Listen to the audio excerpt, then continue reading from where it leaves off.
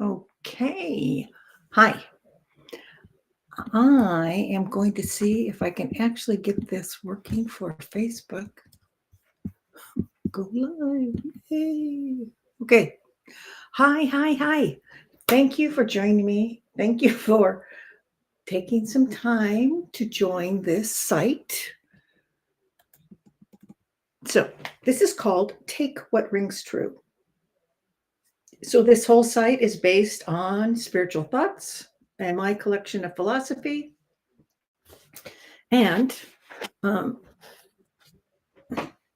today I'm going to talk about a very controversial topic, which is a mother goddess. I believe, and spirit guides have told me, that there are two aspects to God. There's a feminine aspect and a male aspect.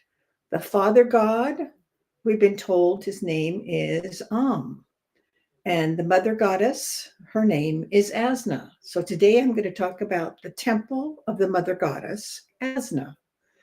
So you can believe me or not believe me. It's your choice. It's your beliefs. This is your journey on earth, and you don't have to believe whatever I say.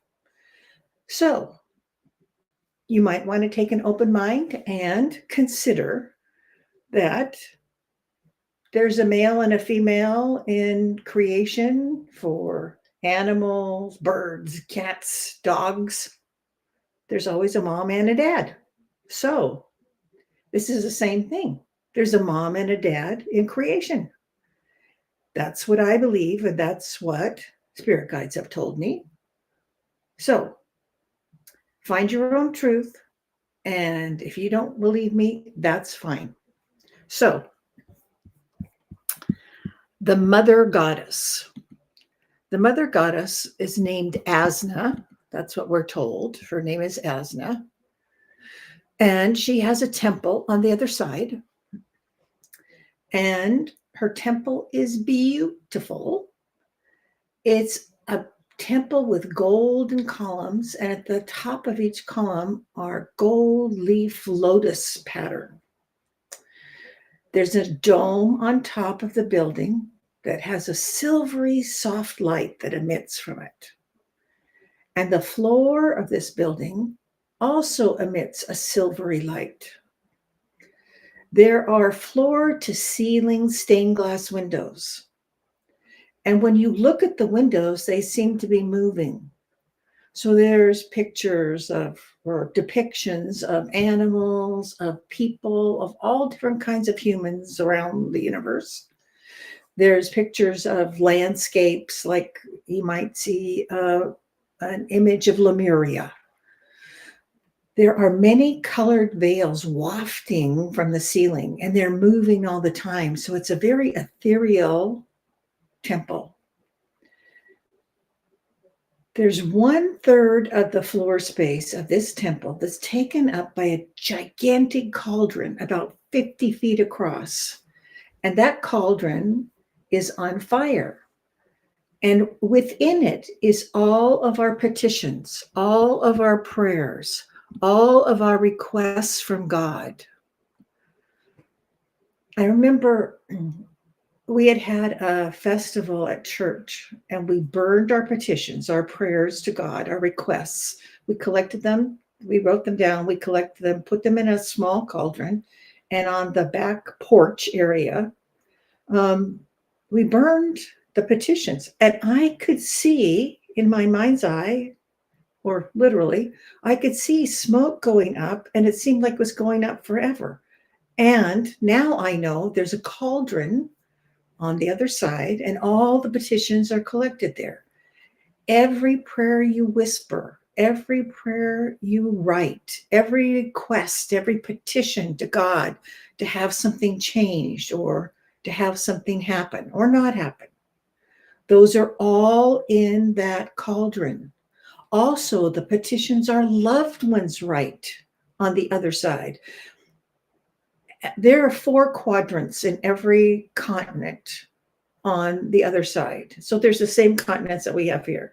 So Africa, there's an Africa on the other side. Europe, there's a Europe on the other side. And at the gateways between the four sections of each continent, there are containers to hold petitions, and our loved ones and our friends on the other side write petitions for us and put them in these containers, and they're all gathered up and put in this cauldron. So this is continuously burning, and the burning is, to me, it's like, okay, I've seen this petition, I've seen this request, and now I'm taking it into myself. It's like the vapors of the smoke coming up to the mother goddess, and she's listening, she's understanding. Although I'm sure the mother god and the father god both know our requests to begin with. But when we write them down, we solidify what we really want. We have to express it in a complete thought. So that helps. It also helps us to know what we want, and we also let go of our request. Because so often people will keep the request. It's like, I want a partner in life. I want a partner in life. I want a partner in life. I want a partner in life. And they keep that request to themselves. It doesn't go out to God and the universe. It stays with them. So if we write our petitions, it tends to have us let go of the request so that the universe and God can act on it. We're not holding on to it anymore. So there's this 50-foot wide cauldron.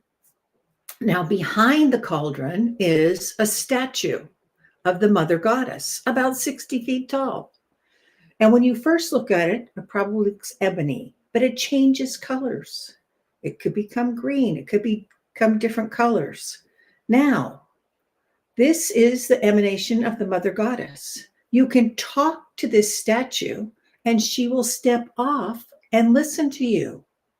You can ask her anything. You can tell her your troubles. She takes time to listen and respond like the mother that she is. I hope you know, if you believe in God or you consider believing in a mother goddess, that if she's a mother, of course she would listen to you. She's our heavenly mother. She's our true creator. Father God and Mother God created us. They're our true parents. So she comes off the pedestal and looks directly into your eyes. So think of her as being able to multi-locate. She's helping many people all over the world at once and in heaven. She is powerful, as a creator is powerful. She emanates love. Where our Father God holds us and holds the universe and keeps everything going, he holds us in unconditional love.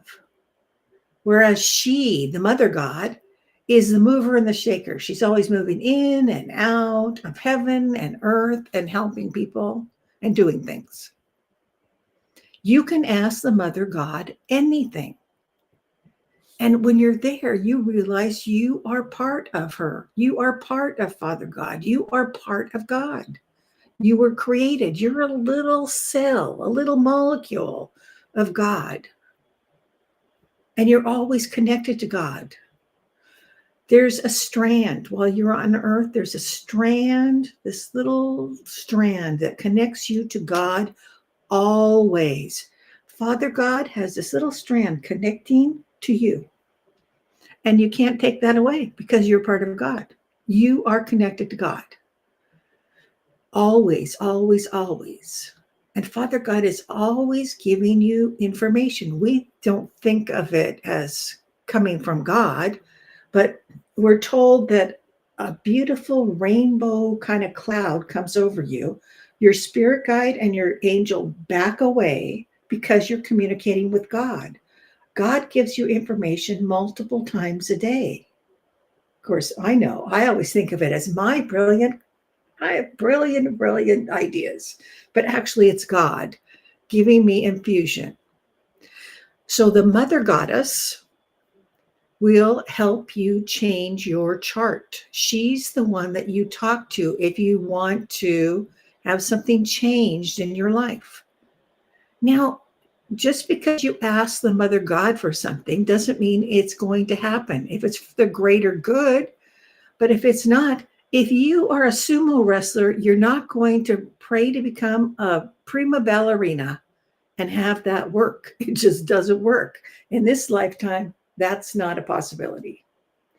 And maybe the answer to your prayer or your petition is no, because it's for your greater good. If you had this happen, whatever you're requesting, maybe it makes your whole life worse, or something happens to your family and things can't go on. So we don't always know why sometimes the answer is no, but sometimes the answer is no. But it doesn't hurt to ask. And if you don't ask, if you don't think in your mind and your spirit, what do I need? What do I want in life? And express that, then you're certainly not going to get it.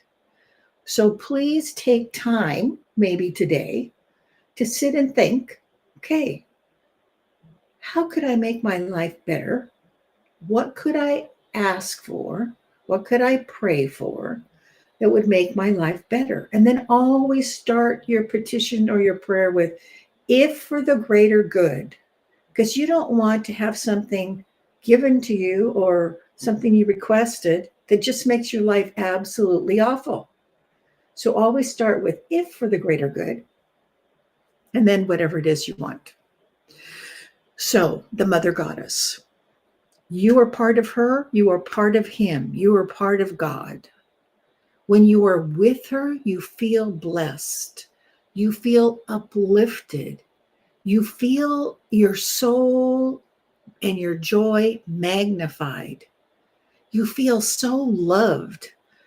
You feel filled up from the top of your crown to the tips of your toes, filled up with love. It's sort of like there's so much love, it just won't be contained within you. Now, I don't think I've shared this before, but I have personally seen the Mother Goddess numerous times. Once, when I took my first class with Sylvia Brown, Sylvia's up there lecturing us and standing by a whiteboard, and I see this beautiful being dressed in white standing next to her. I think, oh, good. That'll happen every time since I'm taking classes from her. No, never happened again. I have seen the Mother Goddess again in hypnosis and in meditation. And 2 times she came to me at church because I was supposed to do something and she was giving a message. The last message was, you know what to do. Now, she doesn't say it out loud. When you're on the other side, you speak telepathically. You know what the other person is saying. But the thing about having the Mother Goddess come to you, it is overwhelming with the feeling of love. It's overwhelming with the power of the Mother Goddess. I was so overwhelmed, I'm crying. I was crying.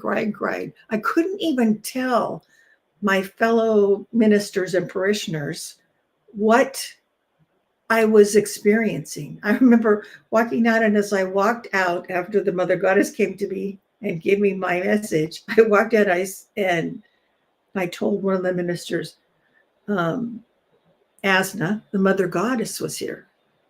And he's just like nodding his head, like, of course, you come to church, God is with you. That is not what I meant. I couldn't even talk because I was so overwhelmed with having the Mother Goddess come to me. So when you go to her temple, you feel filled with love. You feel filled with blessings. You are so thankful. If you have asked her, you don't have to talk to her if you don't want to. You can just go there and be filled up with the feeling of being there. But if you want to talk to her, she comes down off the pedestal, looks you in the eyes, and listens, truly listens to your request, listens to your troubles, and you feel so wonderful. You feel so valued. You feel so important. You feel worthy. You know you are connected to God. You know you are connected to both Mother and Father God. You just have this wonderful feeling of being a worthwhile entity, a worthwhile being. It's just uplifting, renewing, refreshing. I can't even put it into words. It's beyond renewing. It's just empowering being there. You may feel healed. You may feel that your troubles are insignificant and drop away. So if you want to feel uplifted and you want to feel great and you want to feel wondrous, then consider visiting the temple of the Mother Goddess, Azna. You can also go to visit her garden outside of her temple, which is beautiful. Do you know that her roses are the size of dinner plates? They aren't little roses, they're gigantic roses. You can ask her for a blessing, although just being in the temple, you feel blessed. You can talk to the Mother Goddess, and she will talk to you. You feel like she's just saying the words that just touch your heart. And it's telepathic. You know what she's saying, but it just emanates into your soul. It's so powerful and so overwhelming and so delightful and so wonderful and heartwarming. So I strongly suggest that you visit the Mother Goddess at her temple called the Temple of Azna, or the Temple of the Mother God. She will talk to you, she will answer your questions, or just go visit her garden, or just go sit in her temple for a while, or just stand there and let the veils just waft around you. It's a marvelous thing. Ask for a blessing. Ask her anything. It may take more than one time to be able to get there. Remember, we've talked about this before. You can get there by astrally projecting. You can get there by meditating. You can get there by self-hypnosis. You can be guided there during hypnosis. You can ask to go there when you sleep. So tell your spirit guide, I want to go to the temple of the Mother Goddess. I want to go to the temple of Azna when I go to sleep tonight. And I would like to be able to remember. So those are ways you can get there. If you need help, contact me. We can make a session and I can guide you there. So it may take more than one attempt for you to get there and remember, but it's certainly worthwhile. Thank you, thank you, thank you. So consider writing your petitions today, writing your prayers, and think, or even saying them aloud, and know that they're collected in that cauldron, and your petitions and prayers are heard.